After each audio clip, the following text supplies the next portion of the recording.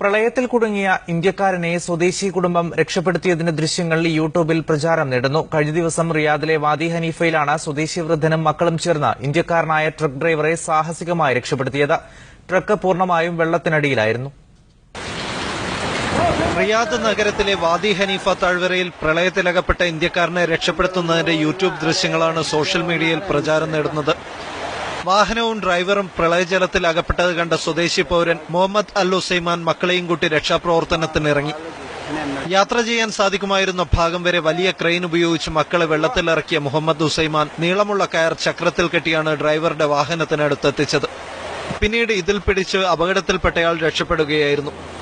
ഉസ്മാൻ, അബ്ദുൾ മജീദ്, ഖാലിദ് എന്നിവർ വെള്ളത്തിലിറങ്ങിയപ്പോൾ ഉസൈമാൻ ഇവർക്കാവശ്യമായ നിർദ്ദേശങ്ങൾ നൽകി.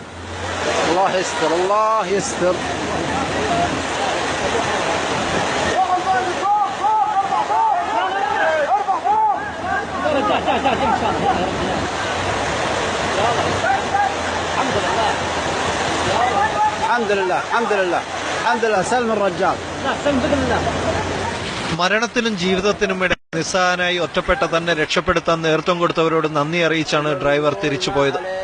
പ്രമുഖ പ്രാദേശിക പത്രമായ അൽ റിയാദ് ഉൾപ്പെടെ രക്ഷാപ്രവർത്തനത്തിന്റെ ദൃശ്യങ്ങൾ വാർത്തയാക്കിയതോടെയാണ് യൂട്യൂബ് ദൃശ്യങ്ങൾ വൈറലായത്.